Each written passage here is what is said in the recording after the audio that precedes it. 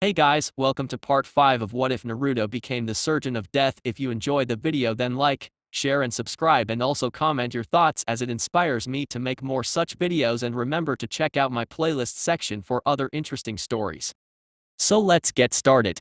Chapter 9, Finals Part 1, Bloody Revelations. Naruto had returned home with a sigh as well as a smirk on his face. So much had happened in the course of 3 days that made him laugh, since he was capable of doing such influential things in such a short time. He had stopped multiple attempts to alter his mind into forced loyalty to a village that had nothing from him but his scorn, saved a Jinchuriki from her abusive village at the behest of her only true friend there, single-handedly wiped out the main forces of a shinobi village, killed a Jinchuriki while fully powered, and achieved his own personal revenge against the family that abandoned him as well as his mother to rot and die. Got to say, he was impressed with himself. But he wouldn't let it go to his head, since that was not who he was. Naruto had returned home to Haku, waking up and trying to attack Fu since she had no idea as to who she was or why she was in their house. Naruto had arrived just in time to stop them fighting, since Haku had said some very hurtful things that angered Fu enough to fight back in rage. Naruto calmed them down and explained the situation that brought Fu there, which Haku was slightly pissed that he brought another woman into their home without telling her. It was at those words that she felt like she was going to die, since she felt Naruto's rage grow to astronomical proportions and aimed it towards her. He got on her case about going and fighting in a war, knowing full well that he would go and save her when she had left him the note. He had gone against his neutral status to save her, had to wipe out the entire Kiri army so as to keep his involvement in the fight a secret, and had so much blood on his hands it sickened him a great deal once his sadistic side subsided. So to hear her bitch about how he was wrong about helping someone out of the goodness of his heart so as to save her from her abusers only infuriated him, and Haku fully understood his anger. She nearly fainted from the argument, with some tears coming out since he was right, and once he was done yelling at her she went to her room to think. "Did you have to be so hard on her?" asked Fu. "I may not know her so well, or really at all now that I think about it, but she genuinely cares for you, from what I can tell." "She cares for me," said Naruto with an angry sigh. "That is true, but she had no right to force my hand like that." "How did she force your hand?"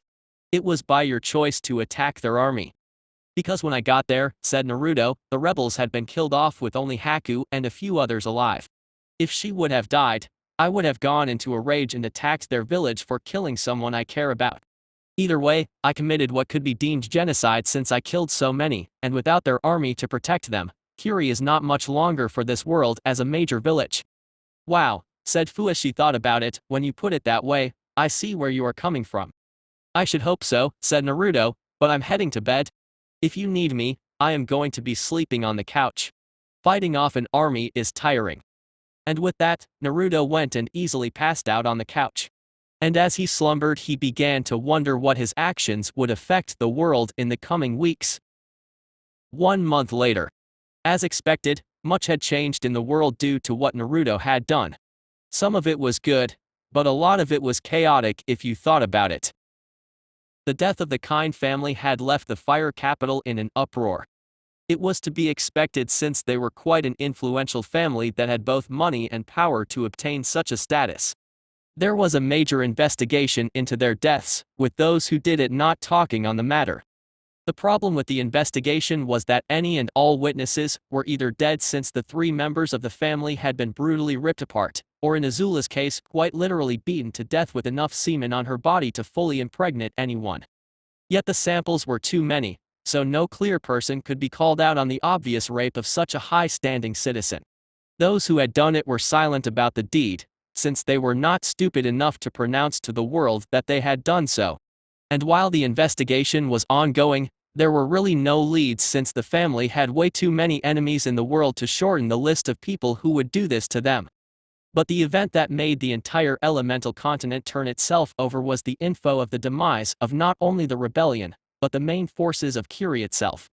The bloody battlefield had been discovered by some merchants a few days after Naruto had left, and word quickly spread of the carnage that had been left there, with Yagura himself dead with a kunai in his throat. Kiri was basically defenseless at this point, and it led to Mist Country trying so very hard to keep up a strong appearance, yet without its major village it was failing at it. As Naruto feared, Kiri was attacked multiple times by various missing nin, most of whom used to live there and were kicked out one way or another. And over the course of the month, their daimyo realized that the village was truly lost and made plans to liquidate it so as to begin anew, since as it would never heal. And thus began the time of the 4 great shinobi villages. While these major events affected the elemental countries as a whole, not much happened to Naruto himself, save for one thing. Danzo had for years tried to find a means of leverage against Naruto to force him to submit in some way or another.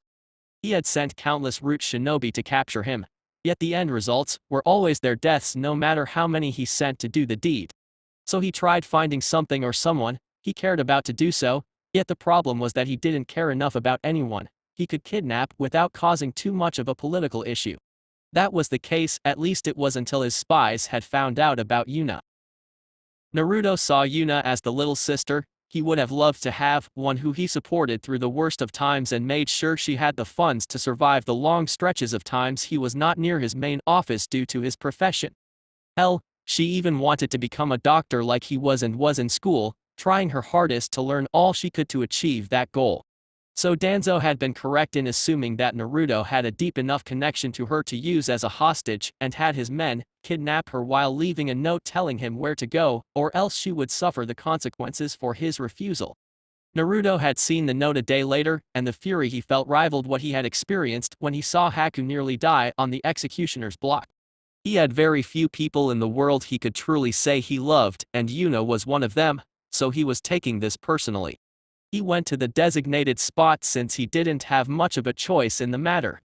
Once there, he was met by no less than 3 dozen root shinobi, which made him smirk since they knew he was a threat if they sent so many. The leader kicked over a box and told Naruto to disarm himself of all weapons or else Yuna would die. So he placed his cane as well as his gloves into the box before kicking it back over. And the second he did, he was grabbed from behind and had chakra suppression cuffs put on him. He felt as he grew weaker due to them, and yet he still did not fret about it. A bag was put over his head to hide the actual path they were walking to get to the secret underground base along with the specific halls they took to get to the room they prepared for him. He was shoved inside it harshly, and it was then that Naruto took off the bag and saw himself in a clear, yet thick glassed room, inside a larger room. There was no door leading into the place, and he had been shoved into the only opening from the top that was now sealed off by a tube that was circulating air into the room. Naruto was fairly impressed at the setup, since a lot of work had gone into containing him like this. It was then that Danzo himself made an appearance. He had a smirk on his face that Naruto really wanted to just rip off with a dull knife, so that this elderly man could never make it again, in the most painful of ways. Danzo explained that Naruto now worked for him and that he was going to help Danzo find a means to reverse his age and then ultimately immortality.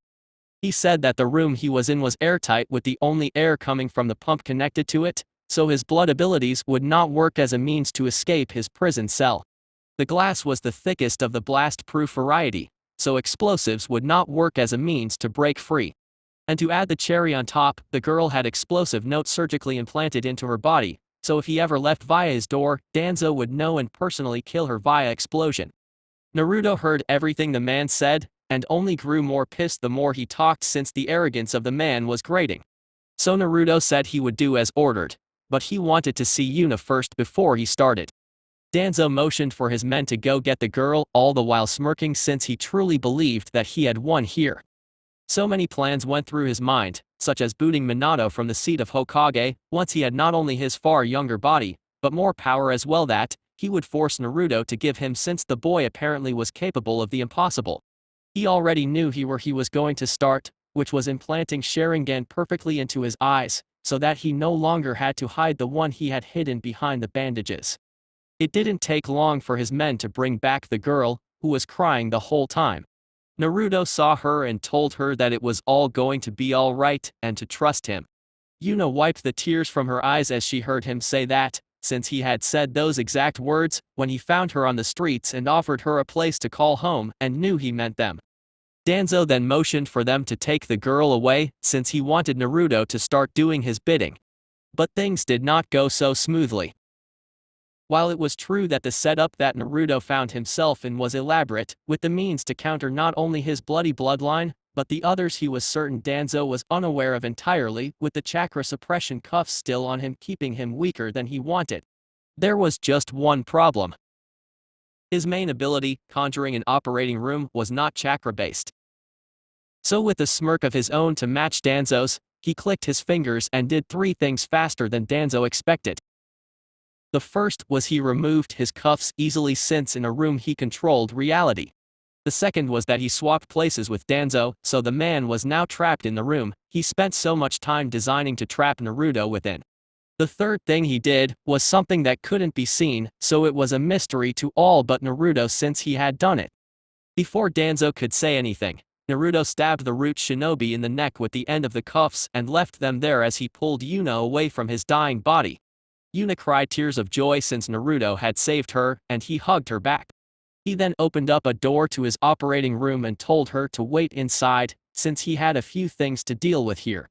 She did, and as soon as she stepped inside, the door vanished. Danzo was understandably pissed since his plans had backfired in the worst way possible. He demanded that Naruto released him or else the girl would die. Naruto actually laughed and even went so far as to dare him to try and kill her. Danzo then made the hand sign to activate the explosive seal, but if he had even paid a slight bit of attention to Naruto's face, he would have seen his smirk and thought twice against doing such a thing. But the man was stubborn and would show this brat what happened to those who refused his orders. The explosion went off alright, but Danzo was the one who blew up, not Yuna. While he had the room up and running, he had removed the explosive seal from within her and put it into Danzo. If they had used a different means of sealing such as ink to skin or carving it in, Naruto wouldn't have been able to do anything for a bit since it would take careful planning to do so. But they had put a literal rolled up piece of chakra paper, with an explosive seal inside her so it was easy to remove. Naruto laughed in victory and made to turn around, so as to go and collect his things, but he stopped when he saw that Danzo's body vanished and he once more stood there alive in the cell. This caused his eyebrow to rise since he was curious as to how the hell he did that. From what he knew, only Haiden as well as Kakazu had something along the lines of immortality, and he still managed to kill those guys. This was new. Danzo was still being vocal about being let out with threats of destroying absolutely everything he held dear. Every woman he ever loved, every mouth he ever kissed, every hand he has ever shaken will fall dead by his hand if his demands were not met. Naruto wasn't scared, nor was he intimidated since in all honesty Danzo was like a shark in a tank. Sure, he looked menacing, but he couldn't do jack shit in his cage. But then a light bulb went up in his mind, and he smiled as he thought of a wicked idea. He walked over to the air purifier connected to the pump itself, which he saw had a slot in it to add what he assumed was knockout gas whenever they wanted to get something from him or the like, and it was in that slot that Naruto placed a vial of his blood. He saw as his blood began to spray into the cell, which Danzo saw and grew white in fear since he had heard what happened to those his blood touched. He quickly covered himself in the sheets from the cot that had been placed in the cell, but that really didn't help much, and in the end, Naruto's blood found its way into his skin. Once there, Naruto used it to see just what made the old man tick, and it was then that he saw the grafted arm with the multiple Sharingan, with one of them being dead from what he assumed was Danzo's explosive demise a few minutes ago. Now that he understood what was happening here, he used his blood to cause the inhuman limb to explode off Danzo's body, covering the cell glass walls and blood from it as Danzo screamed in pain. Naruto then smirked as he turned off the air pump and ripped the switch off so it remained off. He left the room after that, wondering if Danzo would die of blood loss or asphyxiation. Within the next 30 minutes, Naruto had cut a literal bloody path through the halls of the Root HQ, all the while taking his time and collecting more blood as to use to fight off the Root shinobi who had no idea that their master had died in such a horrible manner. The man was the kind of one to call the shots from the shadows, so it was only fitting that he died in them as well. They tried to attack him with various means in a manner to incapacitate since their master would be angry if Naruto dies, but Naruto used the blood he sucked out of the Root Nin to not only defend against their attacks, but used it to form projectiles and aimed for vital spots. Naruto felt as his sadistic side grew the more Root he killed, but eventually he found the box that contained his gear and put his gloves back on and twirled his cane a bit out of habit. As he did, he felt the bloodlust leave his body, and with a chuckle to himself out of good merit, he opened another door and left this place once and for all, knowing that a major thorn in his side had been eliminated. But that was the past, and right now was the day before the Chunin exam finals took place. Naruto had arrived with Haku, who after a week of her begging his forgiveness over basically forcing his hand in a war he never wanted a part of, had finally gotten his forgiveness, but with the warning to never do it again, or he swore he would leave her and never so much as speak to her again. It seemed like a light sentence, but what he meant by that was if and or when there came a time where she needed medical attention that no one else could heal, he would not aid her since he would have cut all ties to her. This would be horrific if that ever happened, but for now that was in the back of their minds as they their way to Konoha after meeting with Onoki and Kuroshige, who for the past month had been training herself into the ground for the fight she would be having with Haku today. Sure, they each had to fight someone else first, but from what the two of them had seen as well as heard, the women they were each fighting were nothing short of fangirls who were weak, so they wouldn't be too much of a hassle. They made it to the village easily enough as well as checked into their hotel rooms. While the others went to do their own thing, Naruto got a refund for his room since he didn't plan on staying there for the night. The last time he had done, so they had attempted to infiltrate his mind. And while he had injected himself with the means to stop any and all attempts of trying this, that didn't mean they wouldn't resort to far more drastic measures if given the chance. Plus this was the last time Naruto planned to ever return to this village, keyword being planned since in time things could change, so he decided to stay in his old apartment. The one he shared with his mother years ago. This was a means to remember why he not only helped those who needed it, but why he fought those who deserved it as well. Before he made his way there though, he walked about and talked to a few of the shinobi from the village, all the while attempting to find the whereabouts of one Anko since the procedure to remove her curse mark was fully prepared, he just needed her. It took a bit, but he finally found her sitting at a bar with a few other women, one of which he noticed was Hana Inuzuka.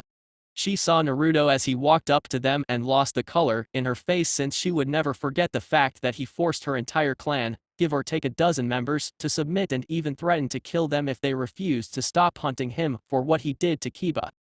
Speaking of the now amputated runt, Tsume as well as the other higher-ups in their clan had met him in his room where he resided for the time being until his prosthetics were made, so he could at least get around via wheelchair, if at most slowly. Tsume had asked her friend Kushina for a seal, a powerful truth seal that made it so the one it was placed on could not lie. She did so, but the reasons as to why Tsume needed it, she kept to herself for the time being. She had placed the seal on Kiba without any real problem, but then again the boy had no hands to stop her, so that was a given. Once placed, she interrogated him about his actions towards Naruto in the past, and what she learned only made her fully understand the boy's rage towards her son. Kiba went on to great detail about what not only he but the children of the others had done to the poor boy for years. He even laughed when he got to the point of when they found the crybaby, as he put it, at his mother's grave and laughed at him. Kiba showed no signs of remorse over the actions of torturing the boy over his own mother's grave and had in fact took sick pleasure in it, since a Zeta male should just roll over and die, but this one had gone against the natural order and tried to lift a hand to defend himself against an alpha like himself. It was at this point that Tsume felt the tears of rage flow from her own eyes, since she had no idea that she had let her son become this monster. So she punched him hard and told him that he was an abomination to their clan name. Kiba had voiced his anger at those words, but Tsume only hit him harder, and this time in the throat, so he could not talk back. She told him that they were now considering kicking him out of the clan as a whole, since his actions were not what they were about, and the fact that they were willing to defend his actions at one point of time out of being family was horrendous to think about in her mind. She left on those words, all the while her tears still falling for giving birth to a monster of a son like Kiba had become. They had spent days speaking on what to do with the boy. While they wanted to disown him as a member of the clan, the truth on the matter was the fact that he would die if they threw him out like that, since he could not heal from his injuries. No doctor short of Naruto himself could heal him, and he had made it clear he would do no such thing, and after not only her but multiple others had heard what he as well as the other clan heirs had done to him years ago, they did not blame him. While Tsume knew Kiba deserved what was coming to him in the end, she was still his mother and would not allow him to die on the streets like that. So it was in that moment that Naruto's words came to the front of her mind. Till one day he will beg for someone to put him out of his misery, and when Yutsume his own mother don't have the heart to end his life, let me know since I have no qualms about doing it. And with that thought, she cried once more since she now knew what she had to do, but it still hurt to think about. Hana had been there when Tsume had called a meeting with the heads of the clans, and she told them all what her son had done, along with their own children. She told them this as a warning to them since Naruto had crippled Kiba beyond repair out of vengeance of what he had done, so there was no telling what he would do to the rest of their own children. They found it hard to believe that their own children would do something like this, but they couldn't deny that the amount of damage done to Kiba meant it was personal. So with each of them taking a truth seal as well, they all heard the truth from their own children of the pain they inflicted upon the boy they had no idea even existed until he made a name for himself as the Surgeon of Death. To say they were angry was an understatement, but then the fear set in that he would try and hurt their own children, and plans to try and make some sort of amends came to their minds, well at least for a few of them. Kushina, while she was angry about her daughter's actions, believed that she could defend herself being the daughter of two infamous shinobi, as well as the Kyuubi Jinchuriki. She was still very disappointed in her, and that hurt Naruto on a deep emotional level. Shikamaru had been part of the group who hurt Naruto, but he himself had never participated in the matter, so he only got a few swings of his mother's pan across the head for not aiding the poor boy when he needed it, and then there was Hinata, who was in fact praised for her ability to put a filthy commoner in his place. It was at this point that they were happy that she was not fighting in the exams since Naruto would most likely do something horrific along the lines of what he had done to Kiba if they fought, and since it was in a legal setting they could do nothing about it. Little did they know about what Naruto had done already to her, and they wouldn't for quite some time since the poison was slow acting intentionally. So Naruto now met with Anko and asked her to come with him since the preparations had been made, and the means to remove the curse mark on her were ready to do as he stated. Anko had hopped out of her seat, all giddy since she had been waiting for this day for the past month and was happy about it finally arriving. She had started to wonder if he had scammed her out of her money, but his reappearance had only refreshed her hopes of finally being rid of the damned thing. Naruto opened up the door to his operating room, but before she went through the door he shot her in the neck with a tranquilizer. This caused the other two women she was with to get up, since they assumed he was doing something bad. But he reassured them that everything was fine, it was just that the process was painful, and it would be better if she was knocked out for it to take place. They allowed this, but they still questioned that logic. He asked them to remain there since the procedure wouldn't take long, and she would need her friends to take her home to sleep it off. Once inside, Naruto set her on the operating table, and strapped her down since she was most likely going to be thrashing all over the place if she wasn't, and that would just make this procedure far more complicated than it had to be. Once she was in place, he went into his secret room and got the clone of her he had made with her blood, or at least the top part of her since he was not using her for organ farming. And while that seemed like a bad thing, what he did was replicated the organs of people who needed them, so as to transplant them back into the one who paid them once they were ready, so that he knew that they got the proper one without having to wait for one that was a match. Sure, he still had plenty of them on hand, so as to heal those who couldn't wait for the organ to clone, but that was just called being prepared. This half a clone was to be disposed of immediately afterwards, so he only let it get to this point instead of a full one. Once he had it placed nearby, he summoned up a room and used his power of transferring souls to move the curse mark to the cloned body. As he expected, Anko's body was wildly thrashing from the pain since the thing had burrowed deep over the years, yet after about several minutes of extracting every last bit of it from her body, she was now purged of the accursed thing entirely. Once the seal was on the clone, he picked it up and took it into the side room that had an incinerator to burn things that needed to be destroyed, such as this. The clone didn't have any sort of brain function, so it didn't feel a thing as it turned to ash. Once he was done with the disposal, he unstrapped Anko from the table and piggybacked her out of the operating room and handed her back off to her friends, or at least the one of them, since Hana had left for some reason that didn't matter to him. He told her friend that she would be fine and the tranquilizer would keep her out for a few hours, but then she would be up and about as normal, albeit a bit achy, from the procedure he did. He then left since she had paid a month ago in advance, so there was no need to stick around here. It was as he walked 2 blocks away that he heard his name being called out, and for the life of him he couldn't remember where he had heard the voice before, though he knew that he knew it from somewhere. It was as he turned around that he saw Hana, and her mother Tsume there, the latter with a look of guilt on her face. "Ah," said Naruto as he looked around for a quick second to see if the other members of the Inuzuka clan were there to surround him like last time. But when he didn't see them there, he knew they were not here to ambush him like he initially thought. "Tsume Inuzuka, correct?" "Yes," said the woman sadly. "So what brings you to seek me out today?" asked Naruto. "Since the last time we met, it was not the most pleasant of situations, you know, with the threats on my life and the threats of eradicating your clan being thrown out there. To be honest, I never thought to see you again, or even if in time you did seek me out, it wouldn't be so soon. I have come for you to finish the job you started," said Tsume plainly, though Naruto sensed the pain in her voice quite easily.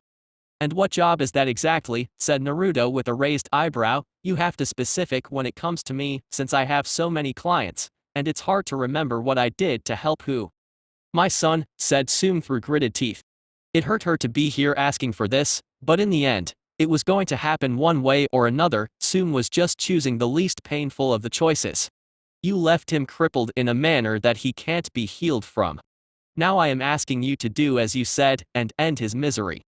"Ah," said Naruto as he remembered what he had said now, "so I am guessing that he has begged for this and you, being his mother, don't have the heart to do it yourself." "No," said Tsume, "the reason I wish you to do it is that he is to be disowned and kicked out of our clan, but as he is he will die since no one will care for an amputated cripple like him, and he has neither the funds nor the means to survive on his own like this. So you want me to do it since he will die worse that way?" asked Naruto, who was seeing the full picture. "Yes," said Tsume with the tears still flowing, "but as his mother I only have one request." "Which is?" "Kill him as painlessly as you possibly can," said Tsume as she looked him in the eyes. He saw her pain as the tears flooded them, since she was asking a man, the same one who put her son in such a predicament, to kill him. No mother should ever not feel horrible for asking that, or ask that in general, but these were extreme circumstances. "That I can do," said Naruto with a simple nod of his head, "since my vengeance was complete the moment I took his arms and legs from him along with his future career as a shinobi. I don't care to inflict more pain when I have done enough." "Then please follow me," said Tsume, who thought that the quicker the deed was done, the faster she could heal from this whole endeavor. She was happy that Hana was nothing like her younger brother with his sadistic side she only recently learned about. So Naruto followed her to their clan compound, and as he followed her towards Kiba's room, he saw as the members of the clan backed away from him, since the memory of what he did the last time they challenged him was still fresh in their minds, and they would not forget it anytime soon. Tsume showed him the door and then left, for she could not be here for this. Hana simply looked at Naruto for a brief second before she herself left to go and console their mother. Naruto took a deep breath and then entered the room. He saw Kiba there lying on his bed. But he figured that would be the case since he was an amputee now, so it wasn't like he could get up and walk about as he was. "What the fuck are you doing here?" growled Kiba, enraged that Naruto of all people had arrived in his room like this. He was pissed that he had no means to fight him off, or even Akamaru to do it on his orders since Naruto had killed his dog in their fight. "I am here to end your suffering," said Naruto simply as he stood at the foot of his bed. "Oh really?" said Kiba with a smirk, since he was thinking that his family had finally come to their senses and forgiven him for his actions, as well as paid for Naruto to fix him. "Well then, what the fuck are you waiting for? Do it already." "As you wish," said Naruto as he pulled out a syringe and stabbed him in the neck with it before he pushed down on the plunger. Kiba felt as his body locked up from whatever Naruto injected him with, but then the pain shot throughout his body, and yet he could not scream due to the paralytic that had been injected into him along with the poison. "Did you think I meant to return your arms and legs to you?" said Naruto with a smirk. "No. I was asked by your own mother to euthanize you here and now, since she didn't have the heart to do it. Now while I would stand here and gloat about the whole situation, but that is more your shtick, not mine." And with his final words being said, Naruto left the room as Kiba could only scream in his mind as he felt his body grow so very weak, and soon enough he felt nothing as the poison finally shut his body down entirely, and he died in his own room. The mutt who lost both his fangs as well as his claws. Naruto said nothing as he walked out of the compound, but he simply nodded as he walked by Tsume and her daughter, since there was really no words to be said here. Naruto then went back to his old home to rest for the night, since he had nothing more to do for the day since he had only set out to help Enko since she had paid him to do it. The killing of Kiba had been unexpected, but he could understand why she had asked him to do it. So with all he needed done, he finally arrived at his old apartment. Once there, the memories of the life he had with his mother came to his mind, and he couldn't help but cry a bit as he remembered the simpler times where she was still a part of his life. He would give anything to have her back, yet there was no means of doing so. And he was okay with it since he would ensure that he started a family of his own as well as telling his own children the stories of his mother. He then unpacked a sleeping bag and sat upon it before he pulled out his now signed copy of The Tale of the Utterly Gutsy Shinobi and opened it up before he began to read out loud as his mother once did for him years ago. He continued to do so until sleep came to him, and with that he fell asleep with the same warmth that he had felt years ago when his mother had been there to comfort him. The next day, the arena that the Chunin exams were taking place in were packed to the maximum capacity, since not only those who resided in the village, but many from other villages had come to witness these events. What had piqued their interest most of all was the inclusion of the infamous Surgeon of Death amongst its roster, since the man was known to be powerful as well as sadistic, with those who witnessed this firsthand not living to tell the tale about it. So to be able to see if he lived up to the rumors was too much to pass up for many of them. The participants had all arrived in the arena, with the exception of Naruto along with Neji. Neji was easy to understand since everyone was under impression that he was dead, for reasons that Hayashi wouldn't divulge, claiming clan matters and whatnot, so people just dropped it there. Naruto was a bit more of a surprise, since it was known he was in the village. His presence was well known whenever he went somewhere since word got around. So the question here was, where exactly was he? Even Haku and Kuroshige were shocked since they had knocked on his door to let him know it was time to get up and head to the arena, yet there was no one there to answer it. They went to the front desk to ask for assistance, since they feared something might have happened, yet that was not the case since the man who was at the reception desk told them that Naruto had got a refund for the room and left to seek somewhere else to spend the night. This baffled them since they had no idea as to why he would do that or even where he would go. Minato calmed the cheering crowd down and announced the start of the finals.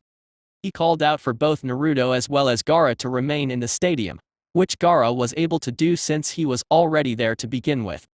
Naruto was not there, and this caused the people to wonder where he was since the man was not a coward according to rumors. This caused many to question if maybe he had been kidnapped by the forces of Konoha in the dead of the night, which many started to question if there was truth to those words. This caused Minato to growl a bit since, while he wouldn't have cared to be accused of such things, since there would be no evidence of such a thing and people would soon forget it in time, the problem was that he didn't have the brat. Not out of lack of trying, mind you. He had tried once again to use a Yamanaka to invade his mind, but the problem was that Naruto was not in his assigned room, nor was he anywhere where his shinobi could find him, so his plans failed. Minato had even used what remained of root to try and find him, yet even they could not find him, and this perplexed him immensely, since how could the brat hide from his forces while in the very village that he ruled? It baffled him more than the fact that he was not here right now. Yet Minato called out Naruto's name once again, then once more. This time he stated it as the last time since he would be disqualified if he did not arrive now. Yet right before he was going to call the match in Gaara's victory, someone shouted out for them to look. There, walking in calmly, was Naruto, all the while emitting a deathly aura as he walked towards the center of the arena to face his opponent. Kyugen Titus O death as Naruto slowly walks to his assigned spot. Naruto arrived and stood in his assigned spot with a serious look on his face. Gaara looked at his opponent with the same look as they heard the proctor announce the start of their fight. Naruto made Gaara jump back a bit to put some distance between the two of them since he was aware of the wires he used. His sand had felt them begin to tighten around them, yet he jumped back to get out of their grasp, which made Naruto smirk a bit since he was smart enough to do so. While the boy thought he was safe at the distance he was at, but that was not true at all, but he wasn't going to correct that assumption just yet. He pulled out a storage scroll and pulled it open before he threw it to the ground. Out of it popped out 3 large wooden barrels. Gaara was not sure what was in them, but he was not going to stand around and let Naruto use what was in them, so he threw a tendril of sand at them and pierced one of them. Naruto only smirked as he threw out his hands. This caused the blood that the barrel had been full of to quickly seep through the sand towards Gaara. This made the boy's eyes open wide since he had no idea that there was blood in the barrels, but he then dispelled the tendril, so it didn't get to him and stopped short 2/3 of the way. Gaara was not able to relax in any manner, since the moment he dispelled the tendril, he had to dodge the other 2 barrels that Naruto launched at him.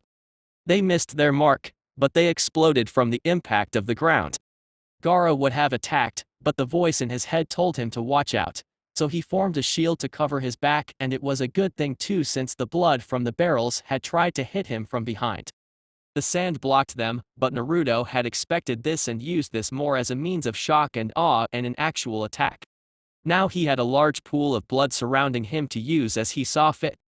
Gaara used his sand to try and attack from various angles, yet Naruto's blood was able to deflect them easily like a shield.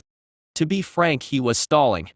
He could end this easily, but that would involve him using something that no one knew he had, and since he didn't want to give away too much in front of the 2 people he really wanted to hurt most of all in this arena, he refrained from using said abilities.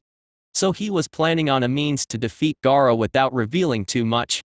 Gaara grew angrier as his attacks failed to penetrate Naruto's bloody shield. He was supposed to be the one who had the shielded body, not this guy. The voice in his head was only making his anger rise up faster, which suited him well since his anger fueled his power. Eventually Gaara grew tired of this and slammed his hand hard onto the ground. Pulsing his demonic chakra through the ground sent a tidal wave of sand towards Naruto, who raised an eyebrow at this since he had not expected this yet had a means to power through it. He whipped out his cane and quickly dipped it into the blood still pooled at his feet.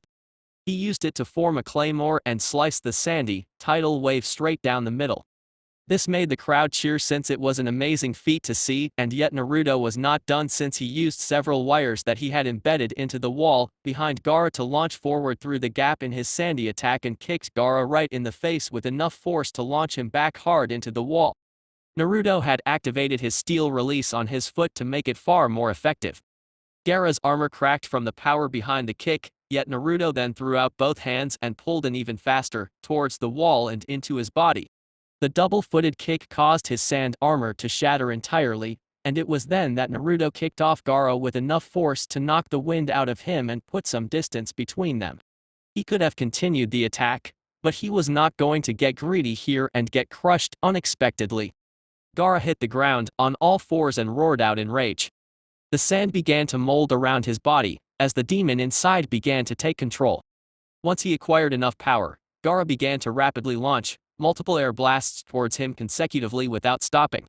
It was after a minute of this that Naruto understood why he was doing this, since he felt his foot get sucked into the ground, followed by the rest of his body, with his hand being the last thing sticking out as he tried to grab something to pull himself out before it too sank below the ground. "Sand binding coffin," shouted Gaara with a sinister smirk as he as well as all who saw this heard the sickening crunch of bones and the squishing of organs as the ground compacted itself around Naruto. No one could say anything at this moment. Haku and Kuroshige felt like their hearts had stopped since the man they loved had seemed to be killed. Even Minato as well as Onoki were speechless since they had no idea that this was going to happen. Raza simply smirked since this proved his son was a capable weapon if he was capable of killing such an infamous man like the Surgeon of Death. No one knew what to do or even say, yet many began to mourn for his death since he would be missed by many of the people he helped in the past. No normal person could possibly survive that. Yet Naruto was not normal. Not in the slightest. So the very moment that Minato was about to call the match in Gaara's win, their looks of surprise only intensified as they saw Naruto's hand shoot out of the ground before there was an explosion that made it, so it was impossible to see what was happening. When it cleared, they really wished they hadn't, since what they saw was nothing short of horrifying. Naruto's body was messed up in so many ways, with crushed parts of his body here, limbs turned in the wrong direction there, etc. How he was even alive was the main question they were all asking right now, and unknown to all but Naruto, it was simple to explain. Using his ability to remove organs, he had removed all vital organs before this match and placed them into special containers to keep them safe right now. The only thing he had vital on him was his brain, and he had protected that by using steel release to protect his head from being crushed into paste. Explosion release had broken him free of his earthly prison, and well, that gets us to this point. Naruto is unable to continue, stated the proctor, since, from what he saw, Naruto would need serious medical attention, so there was no need to keep this going. Yet he was stopped by Naruto, who laughed at his statement. "Oh, I am still quite capable of continuing," said Naruto with a wave of his fucked up hand on an equally fucked up arm, "so no need to stop this." "Are you sure?" said the proctor, who wouldn't be able to do anything if Naruto wished to continue. "Quite sure." "Okay then," said the proctor as he took a step back to see what the hell was going to happen. He looked at Minato for some sort of response, but the man waved him off, since he was curious as well as to where this was going. "You were a fool to try your hand at beating me again," said Gaara in fairly demonic voice, "for you no longer have the strength to oppose me." "What?" said Naruto with a chuckle, "because of all my messed up body part?" "Well, you know what they say, looks can be deceiving." Gaara then watched as out of the ground came a steady stream of the blood that Naruto had used before to fight him, and as it emerged, it latched itself onto Naruto.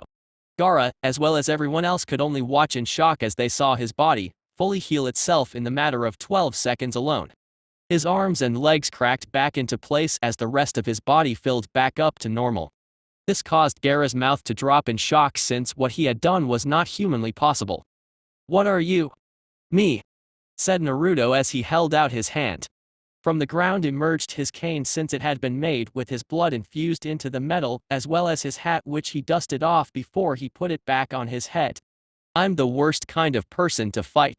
I'm a stubborn man who simply refuses to die. But I must admit, I didn't think I would have to try as hard against you. Allow me to finish this." Gaara threw out more tendrils of sand in rage that his opponent had ultimately negated pretty much everything he had done to him within seconds. He was not thinking straight here, and had tried to attack him in the same manner that he had started with, and that way had failed.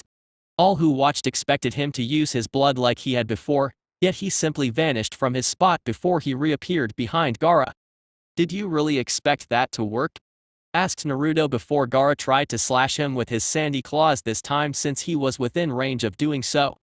Naruto once again disappeared, but it was then that Gaara started to notice the sand around him began to float upwards for some reason. Then his vision of the crowd itself vanished, since he was now caught in the middle of miniature twister that Naruto was making by moving around him so fast. This was the power of his swift release, allowing him to move at inhuman speeds that one like Rock Lee could obtain, yet without the vigorous exercise that came with it. Gaara tried to use his sands to stop Naruto, but the winds were too strong heading upwards, so anything he sent out shot straight up instead. But what made the situation worse was that he began to suffocate, since the air around him was thinning greatly. The vortex he was causing was sucking away the oxygen, and it was causing Gaara to fall over as he gasped for breath.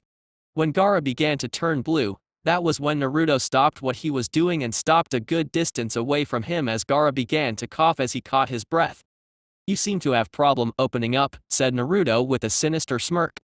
He didn't really like being nearly crushed to death with a mix of buried alive, so he was going to go out on a limb here and return the favor. Sure, he was going against his initial plan of trying not to show too much off, but he had an image to maintain, and so many people saw him getting buried, so he had to show people that he was not one to be trifled with all over again. He held out his hand, which began to glow a hot red as he gathered power. "Scorch release," said Naruto as he called out his attack, Incinerate. Out of his hand blasted a massive cone of flames that covered about 2/3 of the arena in size, the heat of which sunburned quite a few people who were in the front row of the arena.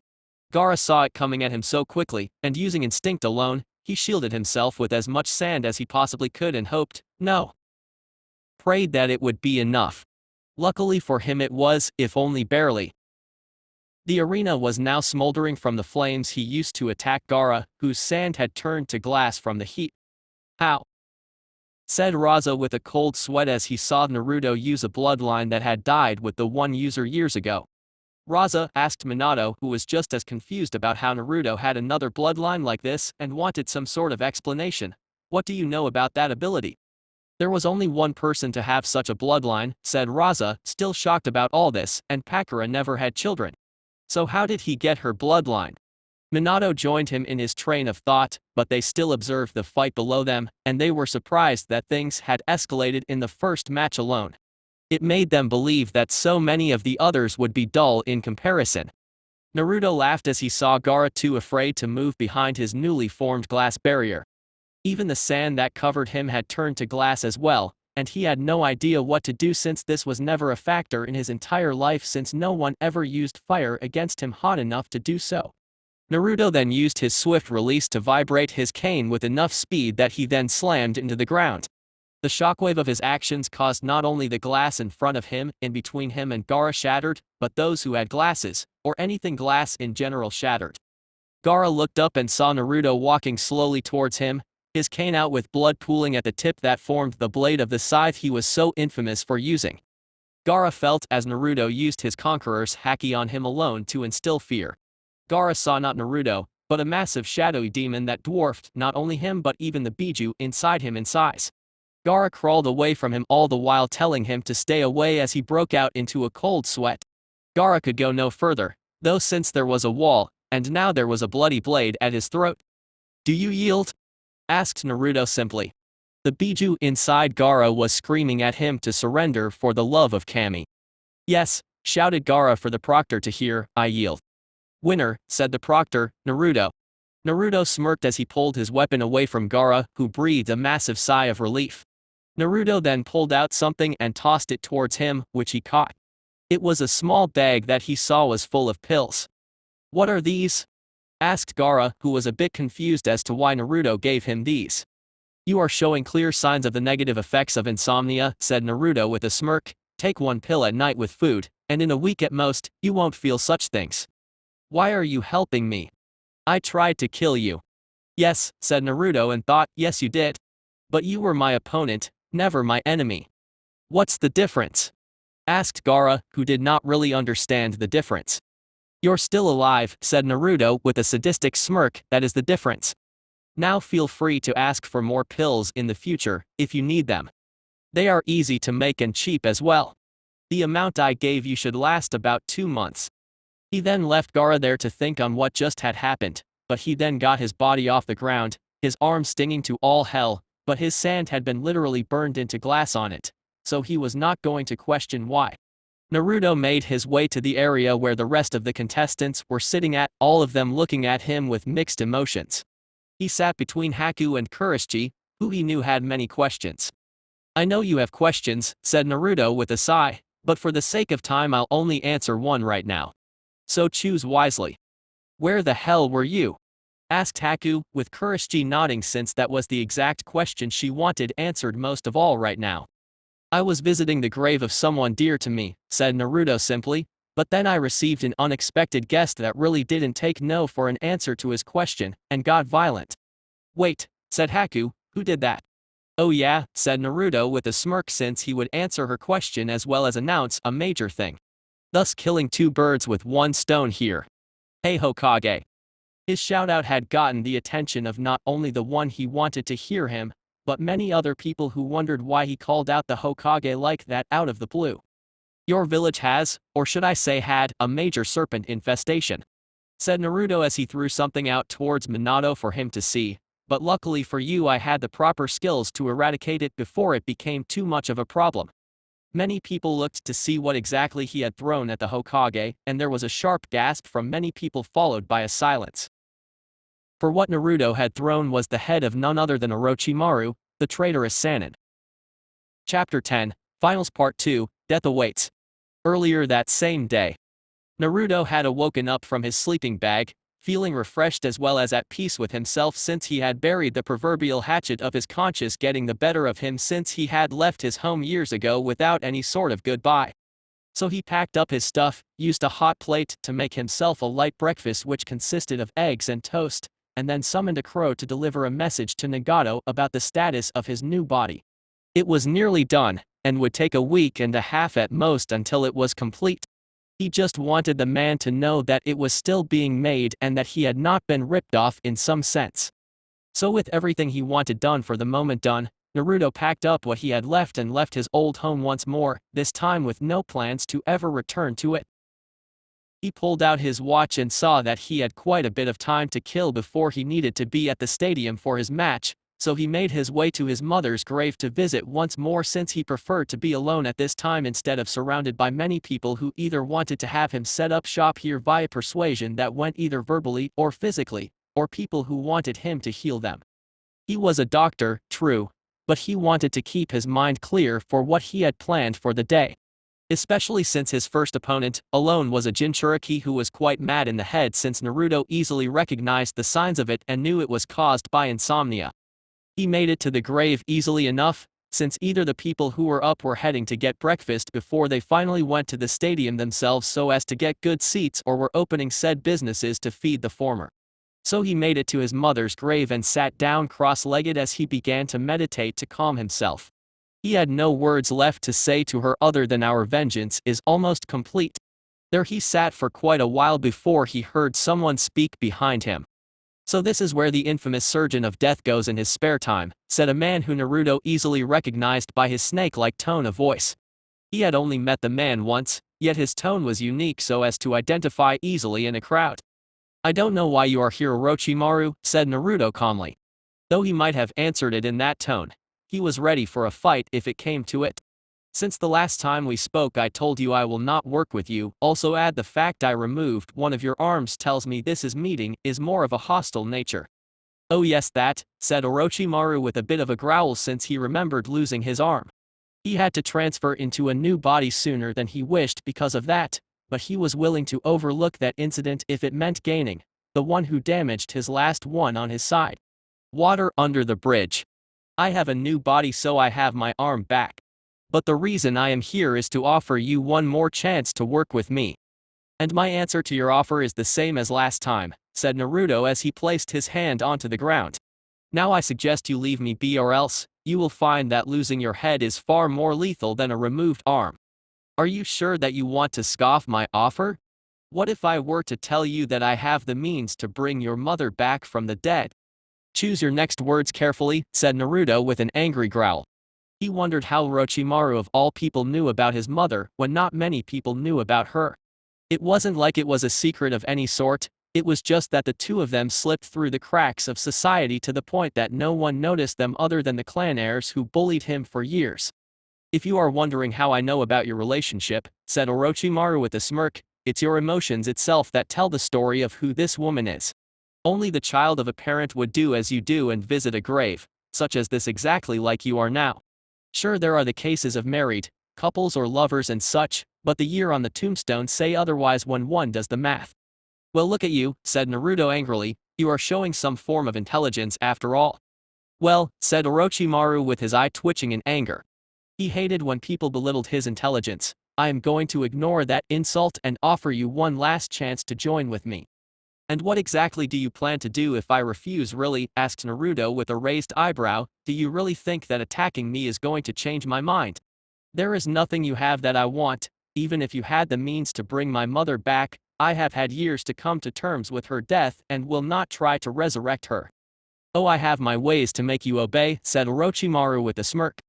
I bet you do, said Naruto as he ducked. He sensed that the clone was trying to bite into his neck, and he was right to duck since it missed. Then he had to roll out of the way as another tried, and then another. Naruto had sensed so many clones pop up, but he had prepared for this already. When he had placed his hand into the ground, he had sent blood through his hand and injected it into the ground to be used later, which was right now. The blood solidified and shot through the ground and hit the clones simultaneously so that they dispersed. Orochimaru growled in anger that his surprise attack had failed, but that growl turned to shock when he felt as his body was unable to move. You are like an insect, said Naruto as he held up his hand in an open gesture. Orochimaru saw the glint shine off of the wires that were attached to his hand and it angered him that he had not prepared for this fully. He tried to use a substitution jutsu to break free, but his body would not move. Wandering into a spider's web. And like any good spider I have my poisons, along with my webs. My wires are laced in the stuff. You see, I took that arm of yours and did some tests once to see just how durable you are, and I have to say that it is impressive what you have accomplished. But while your body may be immune to poisons, with the one I used only stunning you briefly, I have another trick up my sleeve that no one ever sees coming. Naruto then snapped his fingers and set up a room. Then with a sleight of hand, he showed Orochimaru a heart encased in a cube. Naruto wanted to torment Orochimaru, really he did, since the man deserved no less after all the things Naruto had heard he had done, but one quick look at his watch and he realized he had to leave now if he was going to make it to his match in time. So he set the organ on fire by superheating his hand until it lit a flame. Orochimaru screamed in pain for a moment, but Naruto permanently silenced him with a swipe of his hand. The wires decapitated the man's head clean off, which he then picked up and stored for later, since, without it, he knew that no one would believe him if he told them he killed Orochimaru. Present time. The crowd was still in a very deep state of shock from seeing Orochimaru's head of all things being thrown out into the arena for all to see. For all who knew about him, it was hard to believe that somebody had managed to kill him in the first place. The man was known as one of, if not the most elusive shinobi around, with plans within plans to avoid capture and death itself. So to see someone, who was not even a shinobi himself, manage to do what no there, trained one could do was utterly baffling to them. But eventually, Minato called for the next two contestants to appear for their match. Temari stood up and walked to her starting position, all the while glancing at Naruto on the side. The man had beaten her brother Gaara, who was a Jinchuriki.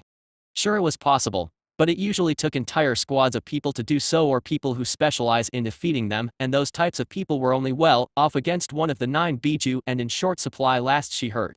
So to see Naruto do as he did, filled her with quite a bit of fear. Shikamaru groaned as he made his way down to his starting position, since in all honesty he didn't even want to be here right now. When he had been questioned by his parents about the clan heir's treatment towards Naruto in his youth, he had told them the truth. He had never hurt the guy, only stating that he was troublesome, as he did to just about everything in life really. But his mother, though, she did not like his response and whipped out her frying pan, the extra thick one that hurt especially hard when whacked with it. Shikamaru got a fair amount of exercise that day as he ran for his life until his father was able to calm her down. They both expressed their disappointment in his inaction to help the poor boy in need and just stood there while he suffered. So his punishment was to participate in this exam, no matter what. And if he was to face Naruto in a fight, well, they told him to pray to Kami herself, he was merciful towards him. So here he was, forced to fight when he didn't want to risk being disabled like Hiba had been, but his fear of his mother was far more intense than his fear of Naruto, and multiple years of being attacked by said woman with various blunt objects only solidified that fear. So Shikamaru took his starting position and waited for the fight to begin. When it did, he was easily able to capture Temari in his shadow possession jutsu. She never saw it coming, since he never used it in front of her, since he didn't have to fight in the second half of the second part of the exam, since Naruto had scared so much of the potentials away. Plus the ground was scorched dark by Naruto's flames that had been hot enough to melt sand into glass within mere moments. It would appear that Naruto was helping him too much by coincidence. So with her shadow under his control, he forced her to knock herself out with her own battle fan, to her embarrassment, and thus Shikamaru was the victor of their match. And while that may be the case, the fear of having to fight Naruto made the victory feel so hollow to him. The next two up were Haku and Ino, which Haku was really not looking forward to what was going to happen. Naruto had explained to her in full about her clan's mental jutsu that could fuck with one's mind, and while he was known as the miracle worker, he had no real means to counter it. Sure, he had altered his mind to do so, but that was after extensive research into his own brain and how to alter it so as to become immune in a way that didn't liquefy his mind. Haku had no such immunity, and so he offered her another way. A very disturbingly unorthodox way. He had given her a vial of his blood, with the explanation that once in her body he could control her once Ino used her mind jutsu so she would win. Haku was against it at first, but Naruto assured her that he was well aware of the fact that in strength and technique she had Ino beat, it was just that one jutsu that threw a curveball at her. Haku really didn't want to do this, but then Naruto pointed out that he didn't want to fight in a war either, yet he did it for her, and she knew it. She was pissed that he threw that at her, but she was even more pissed that he was right. So she took the vial he had given her that day and uncorked it before drinking the contents of it without thinking about it. It was only after she did that she gagged, since this was not something couples did. Sure, he had injected some of his other fluids into her body, but that was a more pleasurable experience that was natural to all. Drinking your boyfriend's blood was not in any way one could think about it. A blood transfusion was one thing, but this was consuming it, so it was going to her stomach, not her bloodstream. Once the match started, Ino did as Naruto said. She would and used her family's mental transference jutsu to infiltrate Haku's mind. Once she did, Naruto used the blood that infected Haku to discreetly control her slowly. He had her pull out a senbon needle and aimed it at an angle before he had her stab upwards with it. Ino was not in her own body to defend it since her subconscious was in Haku's, so it was easy to deliver the blow that would ruin not only Ino's career as a kunoichi, but her life entirely. Naruto could only smirk at the irony of the situation, since the mind of a Yamanaka clan member was a dangerous thing given their ability to alter the minds of others. So he thought to cripple her in the worst possible way.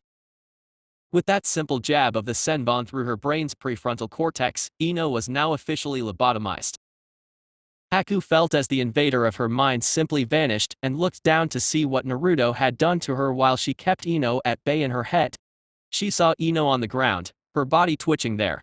Quickly, Medic Nin arrived and took her away for immediate medical treatment, which Naruto knew that there was no possible means to cure a lobotomy. She was now a prisoner of her own mind, and to make it far worse, the senbon he used was something he dipped in fear-inducing toxins that affected the brain the closer the point of input was. And since he had jabbed the thing directly into her brain, it would be most effective. She had used her ability to cause him nightmares for her own sick pleasure, so he had used science to put her in a state of nightmares. She would never be able to escape until death itself came to claim her. After the shock of what had happened to Ino finally died down, to which Naruto saw Inoichi and his wife leave to go to the hospital to see just how bad the damage was to their daughter, the next fighters were called to the arena. Kuretsuchi had never been so bored to fight anybody in her lifetime as a kunoichi. She had never really met Sakura outside the one time they were in the center tower of the Forest of Death, but that was it. Now that she got one good look at her, she saw that Sakura was nothing more than a fangirl. She was not sure as to whom Sakura was fawning over like all fangirls did, which was understandable since she didn't care to look into it or was even from the village to know who. So as Sakura took her meager and weak fighting stance to face against her, she groaned since she wanted a challenge, and this seemed more like just handing her the win, really to the point it was just embarrassing to her.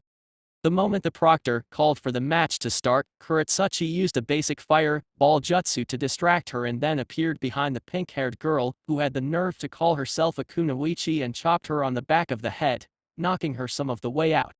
Apparently the girl was more thick-headed than she thought, so she then punched the back of her head to make sure she stayed down this time. The crowd booed as they saw this, and she had no idea if it was because of the fact the fight lasted about 10 seconds or the fact that she just made one of their own kunoichi look weak and pathetic in front of a live audience. The crowd's mood did improve a bit, though, as the next two participants entered the arena. Shino and Tenten threw their all into their fight, with many people cheering them on as they fought on. But in the end Shino won since, for all the various weapons that Tenten knew how to use as well as had on her person via scrolls, she had no jutsu that could aid her against Shino's bugs that his clan were well known for using in a fight. Sure, many of them were dead, but that was only because she had senbon to stab them within a shower of the item, but she ran out while Shino's bugs were nowhere near depleted. So in the end, when Tenten saw she could not win, she forfeited the match, leaving Shino as the winner. The next fight was between Choji as well as Kankuro. Choji knew that Kankuro used puppets since he had seen someone from Suna fight his dad with one years ago and knew the signs of a puppet master when he saw one.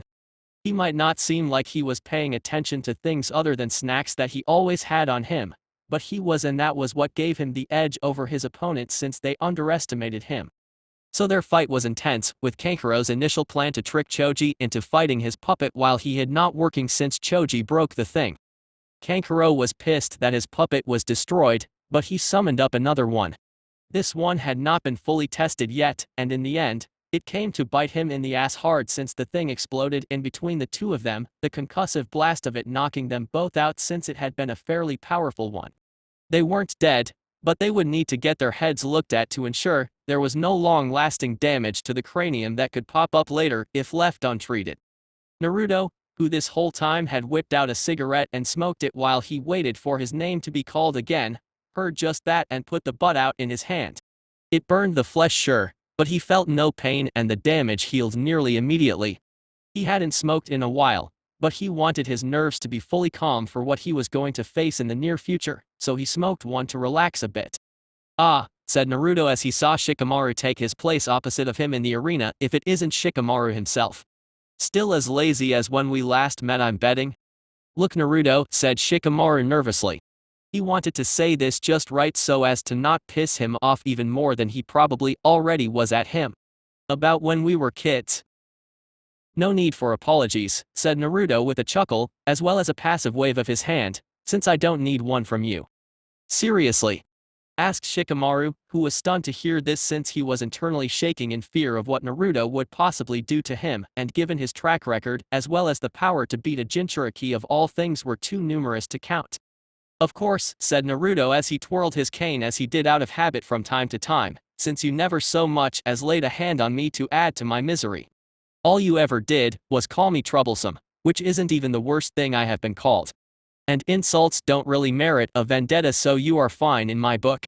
Lazy, as well as an asshole for not sticking up or aiding me in our youth, but still fine all the same." "Wow," said Shikamaru as he breathed a sigh of relief. "That is a relief to hear." "I wouldn't drop your guard fully though," said Naruto with a chuckle, "since this is still a fight."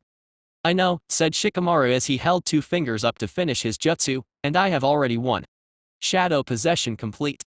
"Huh," said Naruto to himself since he had not seen the shadow reach out and touch his own for the man to use his family jutsu on him. He didn't even hear the proctor start the fight, but that was his own fault for not paying attention really. He had to give it to Shikamaru, the man knew how to plan accordingly and used his time talking as a distraction. Well, this happened. Naruto felt as Shikamaru controlled his arm to pull out a kunai he happened to have on his person and held it up to his throat. "Surrender or I will be forced to slash your throat," said Shikamaru. "Wow," said Naruto with a grin, "the usually lazy Nara actually has some balls on him. Didn't think you had it in you really. Nor do I think you have the mental will to actually slit my throat. When you have a mother like mine, threatening you with pain," said Shikamaru with a shiver of fear rolling up his spine, "you gain one." "I wouldn't know," said Naruto in response, "since mine died when I was 5. I was then raised by an insane man who was a doctor. Learned the trade and doing fairly well if I do say so myself." "Last chance to surrender," said Shikamaru. "Still don't think you." He would have said more, but Shikamaru forced him to slice his throat with the kunai, which made the rest of his speech just garbled words. The people who saw this booed the man for apparently killing the surgeon of death, but they stopped when they heard Naruto begin laughing. The blood that flowed out the wound retracted back into his body and closed the gash, so it seemed like it never happened in the first place. "How?" was all Shikamaru was able to say, but that one word spoke volumes. "You saw my entire body get crushed in a manner that I should never have healed from and did just that in the manner of seconds. Do you really believe that slitting my throat would be any different? But I have to say, I am happy to see you proved me wrong and have the will to go for the kill." Shikamaru was disturbed by that statement for some reason, he couldn't explain, but his face went fully white as he saw Naruto move of his own accord, which shouldn't be possible since he was still under the influence of the shadow possession jutsu. "And before you ask," said Naruto with a smirk, "your jutsu had no control over me the entire time. Your shadow controls my body's outer layer, but my blood controls everything else, and is far stronger than that." Naruto then spun the kunai in his finger by the ring at the end for a second before he threw it into Shikamaru's lower gut, making sure to avoid anything vital since he did not want to kill the young man, just hurt him enough really. "So now, do you surrender? Or do I have to get more creative with my methods?" Shikamaru looked at Naruto and knew that if his family's jutsu did nothing to him, then most of his plans would fail since that was a key point of them. Sure, he had other tricks up his sleeves, but the problem with those was the fact that all his life, he had trained to fight other shinobi, But Naruto was not one, and fought in a manner that not only was unpredictable since he did not fight as they did, but from what he saw, Naruto due to his two opponents already with one of them being crippled via loss of limbs, he knew this was a lost cause of a battle that he had no hopes of winning. "I give up," said Shikamaru with a sigh. He heard his mother in the crowd yelling out his name, which caused him to break out in a cold sweat. And as he left the arena, Naruto heard him say his trademark, "troublesome," under his breath. Haku and Kurotsuchi were the next two called down to fight, and dear Kami people could just sense the anger both had for each other. It made many people wonder just why that was, since the reason must be a personal one to get that much hate towards someone. Only Onoki as well as Naruto knew, since they were both aware of the bet the girls had placed with Naruto being the prize. Naruto never mentioned that he knew, and to be honest he hated the fact he was thought of as such, but he was going to see how this played out since his curiosity got the better of him. "Remember our deal," said Kurotsuchi simply, since there really was nothing else to say here. Both women were fighting for the rights to call a man their boyfriend, so there was no need for intimidation or the like, since it really wouldn't work against the other. "Oh, I do," said Haku in response. Then they heard the proctor start the match, and they came out swinging. The two of them rushed forward and went at it with their fists for quite a bit before they came to the realization that they were equally matched in their physical strength. They then separated by jumping back and began to throw various jutsu at one another. The problem with this, though, was that while Haku was well defended by using her bloodline of ice manipulation to form shields as well as mirrors that she used to surround her opponent, Kurotsuchi had various lava release jutsu to use to counter it, and so it didn't really help her. Haku was running out of options at this point if her face was anything to go off of, and Kurotsuchi was feeling happy that her victory seemed assured. But deception was a shinobi's best skill, and Haku was luring her in for the kill. What no one other than her, Naruto, and one seal master from another country were aware of at the moment was that she had a massive trump card. A three-tailed one sealed within her. Naruto had known that he could not keep the three-tailed Biju in his labs permanently, since the thing was growing at a slow but steady pace and would eventually grow too big and destroy everything there. So he thought hard on what to do, since if he released it back into the world, then some village would just capture it and reseal it to use as a weapon for their village, and knowing his luck, it would be Konoha who ended up with it, since they had spies everywhere as well as people who could easily suppress the thing into submission, since the demon was weaker than the Kyuubi by 6 taels worth of power. So with no real options, he thought to give it to Haku, since her abilities were water-based basically, since ice was made up of the stuff. So the two of them went to a seal master he knew about and paid for his services to help seal the demon into Haku. Luckily the creature was at a fraction of its power, so the process was not too hard. Naruto paid the man as well as left a simple reminder that only the three of them knew about this, so if that changed, well, Naruto would be back to rectify that, and left it to the man's imagination as to what he would do. So without any options, Haku called upon the power sealed within her to power up her next move. Kurotsuchi was not going to allow her to use whatever move she was powering up for, which shocked her to see her have such power to begin with when it seemed like she was on her last leg. "Sorry," said Haku in a serious but dark tone before she slammed her foot down hard. From it, a sub-Arctic blast of wind soared forth and froze the very ground leading up to Kurotsuchi, as well as freezing her up to her neck in a massive block of ice with the shards pointing all over the place. Kurotsuchi was unable to move since the ice was too thick with no manner of give to break free from, so as it was, she had lost her match. Minato was shocked to see this, since he knew the power of a Biju when he felt it. And from the research he had done on the creatures, there was only one that was water-based. This meant she contained the 3 tails, which made more questions pop up into his head, since Jaeger was the one to bear that burden and he was dead. So how did this young woman acquire the demon for herself? Questions for later, since he would have Drea find out somehow in the future. He would send Root, but most of their numbers were dead and gone, so they weren't really a good force to rely on anymore until the numbers could be returned back to what they were. Haku simply smirked as she walked forward and pushed her hand through the ice until she touched Kurotsuchi herself. With a bit more of a push, she shoved her out of the ice as it melted around her and became a puddle that sank into the cracks in the ground. She then simply walked away, since there were no words that needed to be said between them. Haku had won the bet, and as such Kurotsuchi would back off her man. Naruto saw as she wiped a few tears from her eyes as she got up, and it made him realize that she had genuine feelings for him and had fought so hard to show him that she did. He thought to himself on the matter for a second, deciding to talk to the two of them about it later when there was time. To say people who watched the fight take place were surprised was an understatement. People had heard about Kiri since the village was no longer a major one with the loss of its main forces in the Civil War. But to see the new Jinchuriki of the Three Tails here and now raised so many questions that no one could answer. But the exams went on, with Naruto entering the arena to fight Shino, who accessed the situation in his mind and forfeited the match. He had a feeling like if he had fought her in the beginning of this portion of the exam, his chances would have been better for winning, but as he was now with a large portion of his bugs now dead and replenishing as they spoke, he knew he had no means to win, so there was no need to fight an already lost battle. Naruto made to leave the arena for the fight between Haku and Naruto, but Haku immediately forfeited, since there was no possible way she could beat Naruto and she knew it. Even with her new abilities, she was still outmatched by him and she knew that since she knew him better than anyone else here did. So Naruto remained in place as Naruto made his way to the arena. The entire time he felt his anger boil inside him as it only increased the closer he got to his opponent. By the time he took his position, it had upgraded into straight-up rage, but he had the best poker face about it and simply had a grin on his face as he stood there.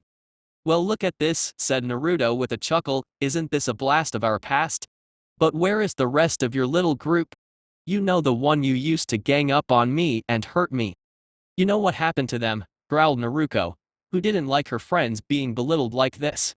"Oh, that's right," said Naruto, this time with a cold laugh that was entirely cruel in nature. "Two of them are injured with Kiba losing his hands and feet to me. Can't use him to sniff me out anymore now, can you? I will make sure to hurt you like you did to them," said Naruto as she got into a fighting stance. Said Naruto as he twirled his cane a bit before he sent it away. He would not need it here, since he wanted to hurt her with his own bare hands, since this was about more than just showing her that he was no longer weak and one to be bullied, but to hurt her in a way that she would not recover. "I doubt it, since you don't really have the means to remove my arms and legs. I'll get creative and think of a way," said Naruto in response. "I'm sure you'll try," said Naruto with a chuckle, "but unlike when we were kids, I will fight back this time. And since you no longer have the advantage of numbers on your side, you won't be able to hold me down and laugh as you stab me again. Will you shut up already and fight me?" said Naruto in anger that he kept throwing that out. She heard it enough already and she wanted to put this fucker in his place already. While he may be infamous throughout the elemental countries due to his skills as a doctor, she was an Uzumaki that was the daughter of Minato Namikaze himself. Two of the most powerful shinobi were part of her genetics, and she was going to show everyone that she had the skills to put this clown down and ruin his infamous reputation here and now. "By all means," said Naruto with a smirk, "if that is what you wish." Naruto then vanished from sight, which made Naruto go on the defensive in preparation of an attack. She was right to, since Naruto appeared before her and aimed a blow to her face. She crossed her arms to block it, which it initially did, but Naruto had a trick up his sleeve that he rarely used. With the mixture of bloodlines he had implemented into his genetics, he was able to mix and match them to use them in new and unique ways, such as now. His fist was solid steel through his steel release, but jets of flame rocketed out the sides of his arm through his pores as he used his scorch release to increase the momentum. This was not something Naruto expected, so her guard was broken through and the fist hit its target after all with a loud clunk. Naruto had to shake her head a bit since the blow had her seeing a few spots, but she was fine for the most part. Naruto smiled as this time he charged up his hand in electrical energy as he charged forward. Naruto saw this and jumped back to avoid it, but Naruto used his other hand to wrap his thin wires onto her leg and pulled her back towards him so that his open palm grabbed her face and she felt it as it coursed through her body painfully.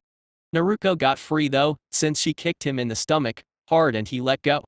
While he may not feel pain, his body did still have its reflexes, and a kick to the stomach usually made you drop whatever you were holding. Naruto began to realize that Naruto was seriously trying to hurt her, and since that was the case she needed to hit harder. She had been training with her father Andrea as well as the Toads. She signed the contract to master her Sage mode. She was getting there, but so far she could only manage an incomplete form that was limited as more a suit of armor with a slight increase of her power than anything else. She planned to perfect it in the future, but for now it would help her in this fight. But she just needed to keep Naruto distracted until she could collect enough energy to do it. So calling upon her reserve energy that belonged to Kyuubi, she went through the hand signs for the Shadow Clone Jutsu and summoned at least 1,000 of them that surrounded Naruto.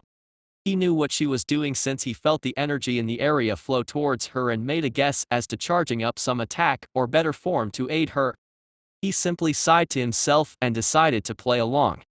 So for the next several minutes, Naruto was busy dealing with the Shadow Clones, who weren't too much of a challenge since their numbers worked against them with his wires in use. But they did what they were supposed to and distracted him long enough for Naruto to power up her imperfect sage form. Naruto saw her body envelop in pure chakra, but the way it moved seemed so coarse instead of smooth, which showed that it wasn't perfect. She smiled as she assumed victory in their match, now and used a shadow clone to help her form a Rasengan in her hand. Naruto saw the jutsu that was made infamous by Minato himself during the Third Shinobi War when he had used it to kill so many Iwa shinobi. He shook his head a bit since he wondered if Naruto would use it against, and apparently she would. Now that she showed that she could use it, he would show her his own version of the jutsu. Impressive, said Naruto as he held up his hand in an open palm. I honestly wondered if you knew that jutsu or not, so thank you for answering my question. With this jutsu, said Naruto as she got into a stance, so as to rush forward and charge at him, victory shall be mine. You would think so with a unique jutsu like that, said Naruto, yet as he said that a sphere of his own blood formed into his hand, one that then thinned itself out as it grew a bit in size and began to swirl like the one Naruto had in her hand.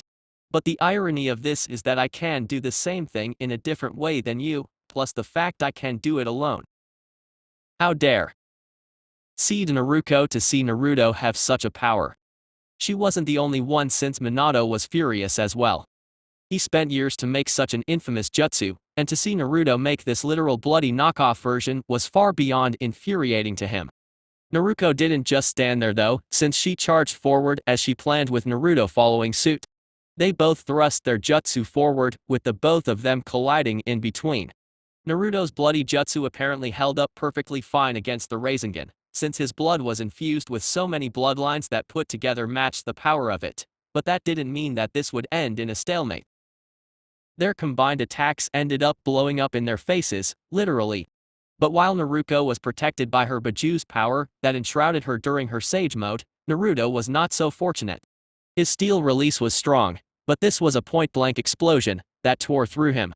He felt as his blood quickly healed the damage he was suffering through, but there was something missing that he couldn't put his finger on. Which once he looked turned out to be his hands themselves. The explosion had literally blown them off his arms and somehow they ended up near Naruto, who was already getting back up and healed from her injuries. She saw his hands there and grabbed a hold of them so that he couldn't use them somehow, since she was not going to underestimate his abilities now of all times. Look at you now, said Naruto in a bit of a haughty tone, doesn't this bring back memories?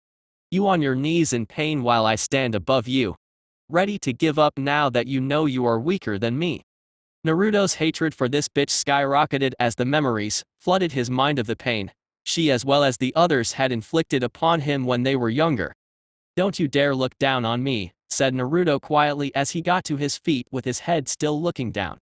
I'm sorry, said Naruto as she prepared another Rasengan to put her opponent down once and for all this time, but care to repeat that, but louder this time. I said, started Naruto before he looked at Naruto with pure hatred appearing in his eyes. But what made her flinch in fear was not that alone, but the fact that his eyes had shifted into the Mangekyo Sharingan as well. She wasn't the only one since Minato and so many others were surprised to see he had such power under his control. Don't you dare look down on me. Naruto fell to her knees as a powerful pressure was placed on her as Naruto concentrated his haki onto her alone. She felt as she broke out of a cold sweat and even the demon inside her was freaking out about this power. She had no idea as to how Naruto had such power, but it pissed her off immensely that he did since power like that belonged to those who were in a clan, and last time she checked he was an orphan with no such thing. But she didn't get to say much, though, since the next thing she saw was Naruto's shoe in her face as he used his Scorch release to rocket it forward with more force, as well as his Steel release to make the impact hurt more. Naruto tasted blood as she bit her lip from the impact, as well as dropped the hands that she was holding. Thin streams of blood shot out his arms and grabbed his hands before they retracted them and healed the skin back on. He clenched his hands to make sure that they worked fine, which they did, so there were no problems. He then felt weak and fell onto his hands and knees as he began to breathe heavily. While to many it seemed like Naruto was invincible with his vast array of abilities, that was not the case, since he was limited like anyone else in the use of said abilities by his chakra levels. And after fighting Orochimaru, which wasn't that hard, Gaara himself in a fight that took way more chakra to fight than he expected, and then used what he had remaining to get to this point, was nothing more than a miracle as it was. He weakly got back to his feet before he pulled out a box. In this box was something he would have preferred to test more before he resorted to it, but his vengeance would not be denied him, and so he said to hell with it. He opened it up and pulled out a clear pill that he then gulped down quickly. When he had received the hero water for helping Fu, he had gotten to work quickly on finding a means of not only replicating it but in a diluted state, so as to not kill the person using it afterwards. He learned what made it what it was the unique bacteria that resided in the liquid, which was easily replicated once he knew about it, and then made a means to replicate it. Once that was up and going, he found a means to dilute it with a simple triple-filtered machine while diluting the rest of it with water. Then he put said liquid into pill form via injection, and Viola he had what he called the hero pill. Now while he found the means to do so, he never had a chance to test it fully before he got here, and had only his own calculations to go on. So he felt as his body became not only energized once more, but even more so than he had been before he started his fight with Gaara himself in the beginning. He clenched his hands into a fist as he saw Naruto back on her feet once more, and knew he would have to do something drastic if he was going to beat her as she was, since that cloak of hers not only protected her but healed her as well as enhanced her abilities, so it was very unfair. Luckily he came prepared for this, and now that he had his strength back to full, he could use his own trump card to defeat her once and for all. "Bravo Naruto," said Naruto while clapping her in a way that only served to piss her off. "You nearly had me there. But now I think it is time for me to get serious about this fight and finish it here and now. Like somebody like you possibly has something that could beat me," said Naruto as she began to gather the energy around her to keep her Sage mode up and running. She would have to not only thank, but fully finish her training with the Toads when this was all over. "Ah, that arrogance," said Naruto with a cruel laugh. "Oh, how I hate it. But seeing who your father is, who loved and raised you, it makes so much sense in retrospect. What the hell does my father have to do with this?" "More than you could possibly know," said Naruto before he pulled out his largest scroll to date, which was his size and height. He unrolled it quickly before he shot some of his blood via his finger onto the seal it housed. Once there, the scroll glowed brightly before a massive two-door entrance erected out of it. Many who saw this were amazed that he had such a thing in his possession, while others wondered just what the hell it contained, since a door was meant to be opened and whatever came out would be the true threat and not the door itself. "What the fuck is that?" shouted Naruto in shock that now she would most likely have to fight something larger than her and would need to summon a toad to battle it, if that was the case. "The instrument of your defeat," said Naruto as he smirked in a sinister fashion as he clicked his fingers. Everyone heard the loud creak as the door began to open, but not a single one of them was prepared for what was behind them. "Laciadon Speranza, boy Chintrate," said Naruto darkly as he stood before the doors as they opened up wide. "Abandon all hope, ye who enter here." From the doors poured out a literal, tidal wave of blood, so much so that those who were still in the participants' box waiting for the end of the exam had to move lest they be drowned in the liquid. The two cages looked on in shock and horror to see Naruto throw this much blood at his opponent, and even more so when the realization that the sheer amount of people he would have had to drain to acquire it made it worse. Naruto quickly performed multiple hand seals to form a chakra-powered protective bubble around her body, so that she would not be covered in the stuff, but it was not necessary since the blood never hit her. It instead began to spin around the arena itself as it soared into the air like some sort of tornado. No one on the outside could see what was happening inside the twister, nor could they do anything about it since the blood repelled basically everything, they could and would throw at it.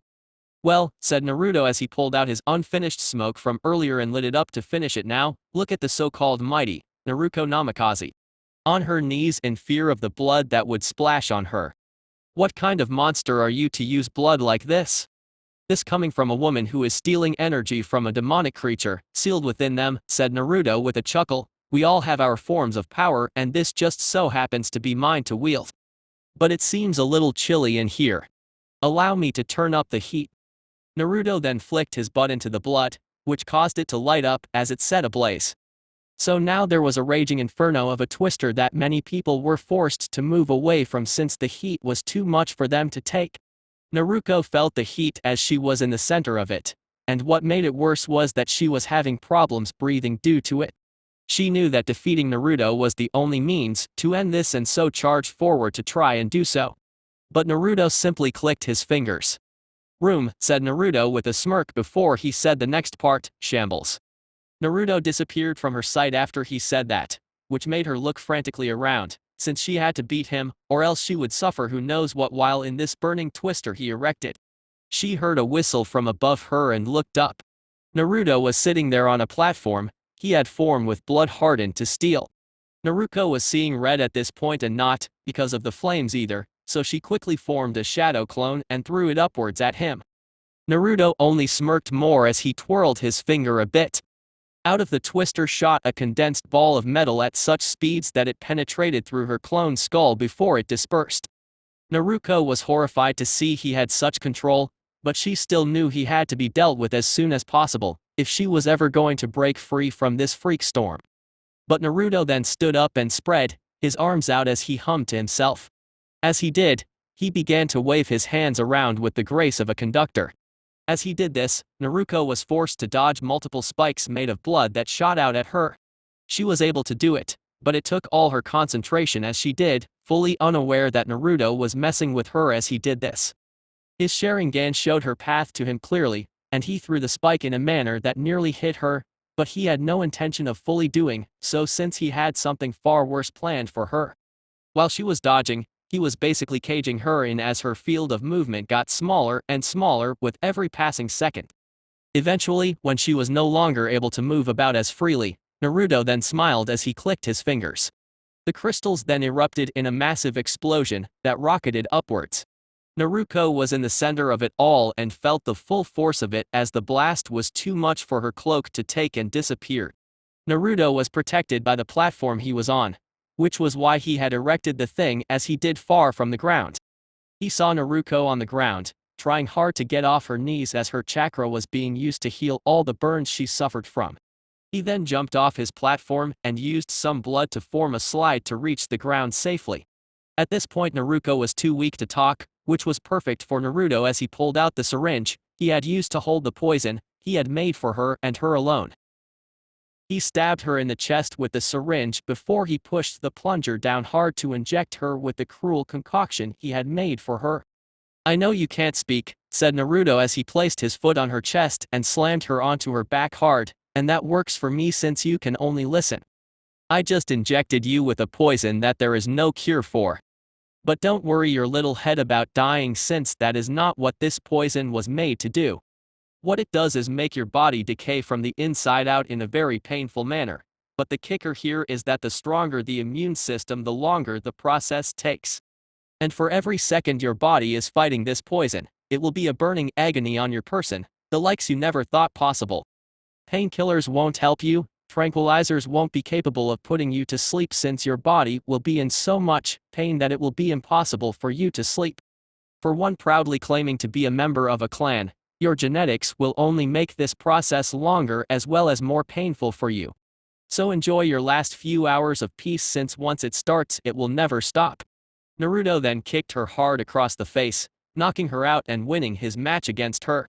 He breathed a sigh of happiness as he fulfilled the second to last portion of his vengeance, which only meant one person remained on his list to deal with.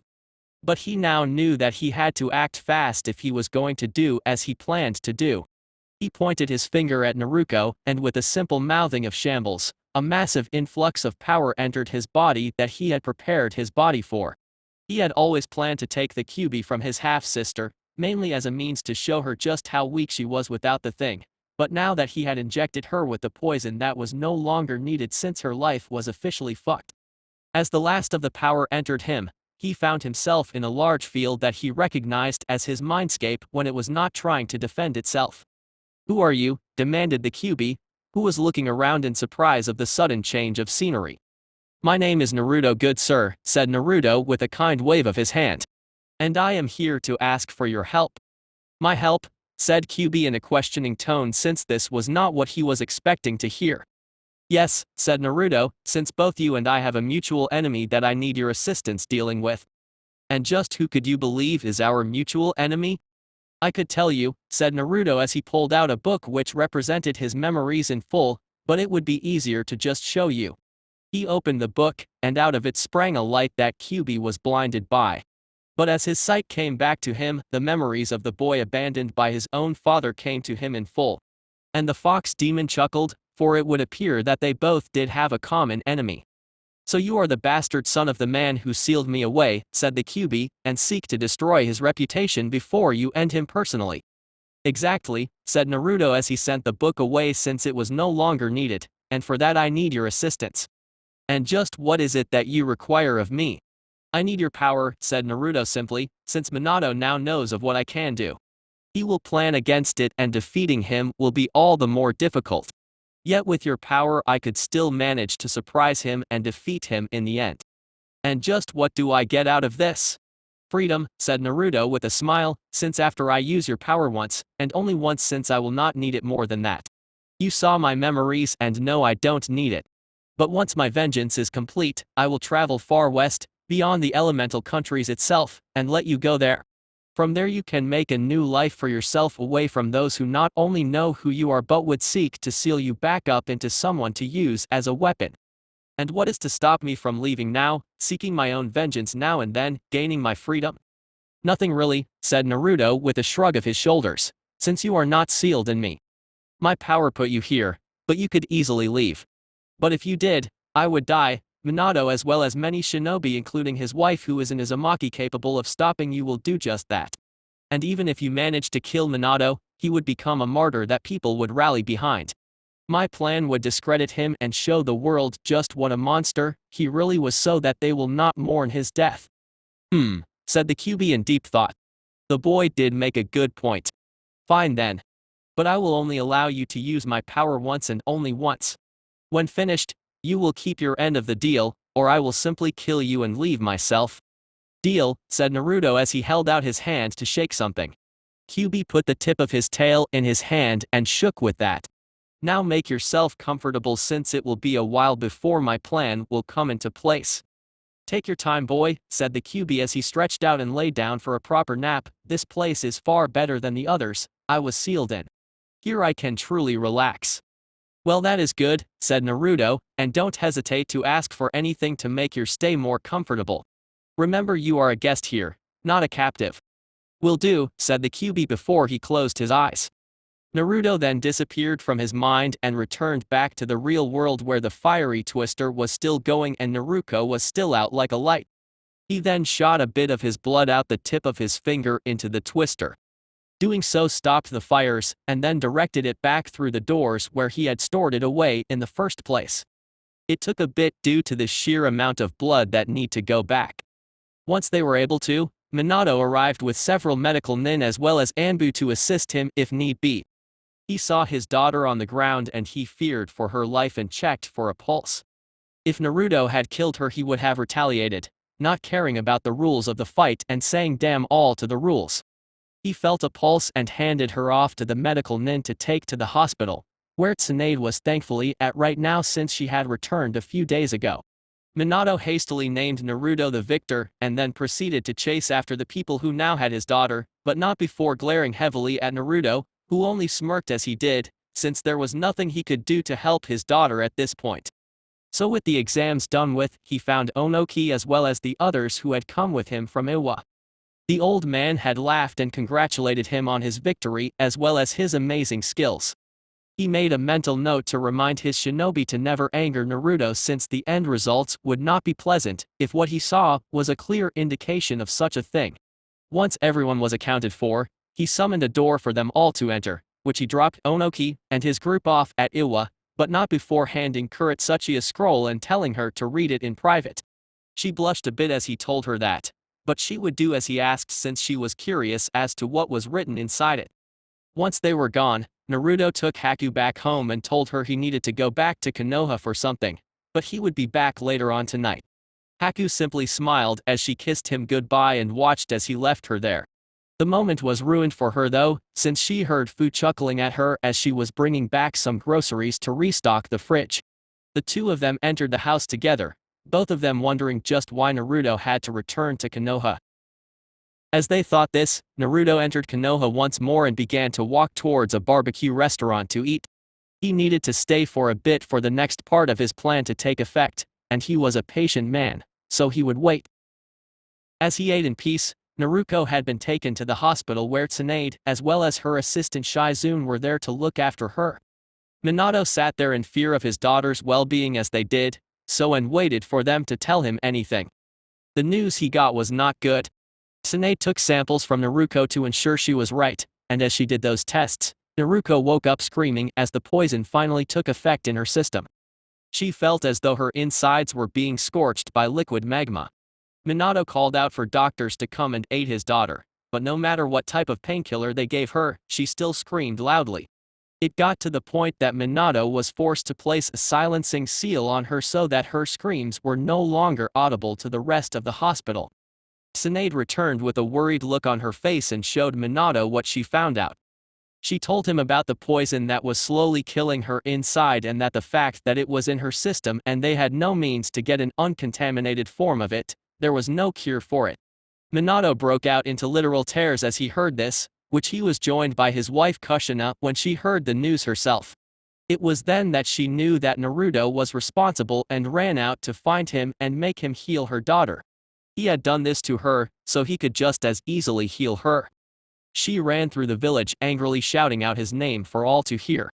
Naruto heard her as she got closer to where he was, which coincidentally was where Tsume had attacked him for what he had done to her son.